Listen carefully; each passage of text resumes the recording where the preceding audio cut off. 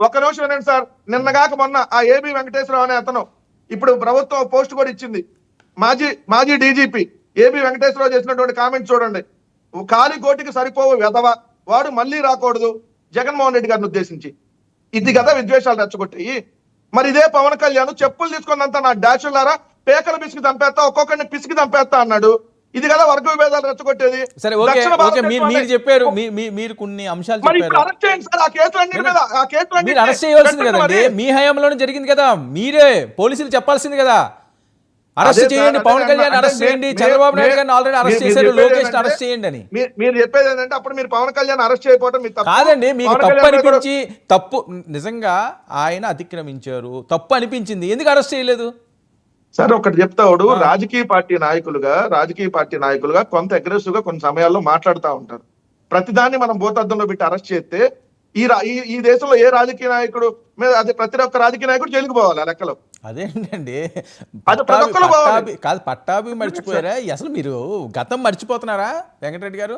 పట్టాభి మాట్లాడింది లంబూతులు సార్. పట్టాభిని ఒక్కడిని అరెస్ట్ చేసింది. అయ్యన్న పాత్ర ఏమయ్యాడు? అయ్యన్న పాత్ర మాట్లాడిన భాష లేదు, మహిళా మంత్రికి సంకనాకం అన్నాడు. అదేనండి, మీరు ఎందుకు అరెస్ట్ చేయలేకపోయారు? చెప్పులు చూపించి పేకలు పిచ్చుకో రాజకీయ నాయకుడు చంపేస్తా ఎమ్మెల్యే డాష్ అని కాదండి, మీరు ఎందుకు కేసులు పెట్టలేదు? కాదు, నాకు క్వశ్చన్. మీకు తప్పు అనిపించింది, రైట్ కాదు. మీ ప్రభుత్వంలో అబ్యూజివ్ లాంగ్వేజ్ మాట్లాడుతున్నారు, ఇష్టం వచ్చినట్లుగా చెలరేగిపోయారు, ఎందుకు యాక్షన్ తీసుకోలేదు? ఇప్పుడు నేను చదువుతున్నాను సార్, ఇప్పుడు కూడా చెలరేగి మాట్లాడుతున్నారు వాళ్ళు. మా ప్రభుత్వం కోర్టుకి వెళ్ళండి సార్. ఇప్పుడు మీరు అన్నారు కదా కోర్టుకి వెళ్ళండి అని. డెఫినెట్ గా సార్ మేము ప్రైవేట్ కేసులు వేస్తాం, వేయండి, ఖచ్చితంగా మీరు వేయండి. ఎవరైతే కక్షపూరితంగా కేసులు పెట్టారో ఆ పోలీసులు కూడా వదలరు. అందరికంటలా పోలీసుల్లో మంచి వాళ్ళు కూడా ఉన్నారు. సీఎం స్థాయి వ్యక్తి జగన్మోహన్ రెడ్డి గారు మొన్న ఒక సీఏని కూడా బెదిరిస్తున్నారు. ఒక సీఐని, ఆయన రేంజ్ ఏంటి? ఒక సీఎం స్థాయి వ్యక్తి, ఆయన కూడా డైరెక్ట్ గా అంటున్నారు, అది ఎవడో సీఏ అన్నాడట, ఎక్కడికి వెళ్ళిపోతాడట, సప్త సముద్రాల తర్వాత. అంటే ఈ కక్ష సాధింపు రాజకీయాలు తప్ప వేరేవేం లేవా? ఆంధ్రప్రదేశ్లో అంశాలు, అసెంబ్లీలకు వెళ్ళి ఏదైతే బడ్జెట్ అంశాలు ఉన్నాయో దీని మీద మేము ప్రశ్నిద్దాం, ప్రజల గొంతుగా ఉందామనే అంశాలు పక్కన పెట్టేశారా? మీకు ప్రేమ రాజకీయాలు కనపడుతున్నాయి వర్మ గారు? ఇప్పుడు జరుగుతున్నాయి అన్ని ప్రేమతో జరుగుతున్న రాజకీయాలు కనపడుతున్నాయా? మేము మాట్లాడితేనే మీరు కక్షపూరిత రాజకీయాలు. ఓ పక్క చేసి చూపిస్తున్న వాళ్ళ గురించి మీరు ఎందుకు ఎత్తు చూపెట్టలే?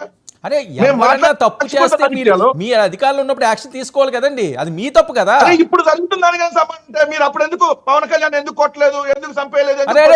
అదే కానీ ఆయన తప్పు చేశారనుకుంటే అప్పుడే తేల్చుకుంది కదా, మీరు కోర్టుకి వెళ్ళాల్సింది కదా. మీరు చెప్పట్లా? అదే మేము కక్షపూరితంగా పోనీలే. కక్షపూరితంగా పోకపోతే పట్టాభి లాంటి వాళ్ళు అరెస్ట్ అవుతారా? ఏమండి, పట్టాభి లాంటి వాళ్ళు అరెస్ట్ అవుతారా కక్షపూరితంగా పోకపోతే అన్నది వాళ్ళ ప్రశ్న. పట్టాభి చేసిన విధ్వంసం ఒకటి కాదు సార్. ముఖ్యమంత్రి గారిని పట్టుకొని భోషుడికే అన్నాడు, ముఖ్యమంత్రి గారిని పట్టుకొని భోషుడికే అన్నాడు కాబట్టి కేసు నమోదైంది. అదే అంటున్నారు, మీరు ఇంతలా చెప్తున్నారు. మీరు కాదు, మీకేంటంటే ఇప్పుడు వాళ్ళు చేస్తున్న మీరు సమర్థనీయమంటున్నారా? సమర్థించబట్టం లేదండి, మీరు కోర్టులకు వెళ్తాం అంటున్నారు కదా, అప్పుడు కోర్టులకు వెళ్ళాల్సింది కదా అన్నారు. ఇప్పుడు మీరు కోర్టులకు వెళ్ళండి, ఎవరు వద్దన్నారు?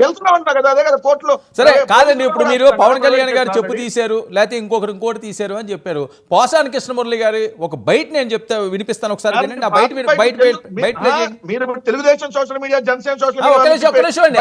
ఆ మాటలు మీరు సమర్థిస్తారా? ఎవరు చేసినా తప్పు తప్పే. ఆ రోజు పవన్ కళ్యాణ్ గారు మాట్లాడినా చెప్పుడు తీయడం ఒక రాజకీయ నాయకుడిగా మంచిది కాదు అని చెప్పాం. ఈ రోజు అదే చెప్తున్నా, ఎవరు చేసినా తప్పు తప్పే. ఆ బయట ఒకసారి వినండి, మీరు సమర్థిస్తారా చెప్పండి, బయట ప్లే చేయండి. చెప్తున్నా, పవన్ కళ్యాణ్ సైకో వెధవకి చెప్తున్నా, ఒరే సైకో వెధవా, నీకు ఒక ఆడపిల్ల ఉంది, ఆ పిల్ల పెద్దదవుతుంది, గుర్తు పెట్టుకొని వెనక బతికే ఉంటాను, రక్త కన్నీరు పెట్టుకుంటావు, దరిద్రపు నా కొడక. నా భార్య నిన్ను మాట్లాడేందుకు నిన్ను ఏమైనా వస్తున్నా. ఇది చట్టం, సమాజం, ప్రజాస్వామ్యం, న్యాయస్థానం అన్నీ ఉన్నాయి కాబట్టి నేను అనలేకపోతున్నా. అందుకని లిమిటెడ్ అనలేకపోతున్నా. నాగరికత నేర్చుకో, సంస్కృతి నేర్చుకో, మానవత్వం తెచ్చుకో, ఆడవాన్ని గౌరవించు. నీకేం తెలుసు ఆడదాన్ని గౌరవించుతావు? నువ్వు పుల్లకి చీర కట్టినా చీర చూస్తావు అమ్మాయి ఎవరని. నువ్వు చూడా మార్కు, నీ వ్యక్తిగతాలు తీసేయి. నీకు కుదరకపోతే నువ్వు రాజకీయాల నుంచి వెళ్ళిపోయి ఏ చావైనా చావు. ఈ సైకో గాడికి తెలియజెప్తున్నా, పవన్ కళ్యాణ్ సైకో వెదవకి చెప్తున్నా, ఒరే ఇదండి సైకో. మీరు అది ప్లే చేశారు, ఓకే, మీరు ప్లే చేశారు, బానే ఉంది. మీరు ప్లే చేయకముందే అందరూ విన్నారు, 2-3 ఏళ్ల క్రితం జరిగింది విన్నారు. అదే పోసాని కృష్ణమురళి గారిని ఇదే జనసేన వాళ్ళు పోసాని కృష్ణమురళి గారి భార్యని కూడా తిట్టినటువంటి కూడా ఆయన ఆల్రెడీ కాల్స్ కూడా వినిపించాడు కదా ప్రెస్ మీట్ లో. ఎందుకు ఆ ప్రెస్ మీట్ ఎందుకు పెట్టాడు పోసాని గారు?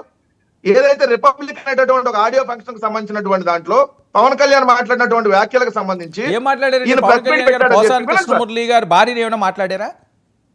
పోసాని లేకపోతే- కృష్ణమురళి గారి భార్యని, పోసాని కృష్ణమురళి గారిని ఇదే జనసేన వాళ్ళు పోసాని కృష్ణమురళి గారి నేను మీద అనేది పవన్ దాడికి కూడా కళ్యాణ్ గారు వెళ్ళారండి. మాట్లాడారా? వర్మ గారు మీరు మర్చిపోయారేమో. సోమాజీ వెంకటరెడ్డి గారు, ప్రెస్ క్లబ్ లో వెంకటరెడ్డి గారు, ఒక్క పోసాని కృష్ణమురళి గారి మీద నా దాడికి సింపుల్ కూడా మాట, వెళ్ళారు పవన్ వాళ్ళు. కళ్యాణ్ గారు పోసాని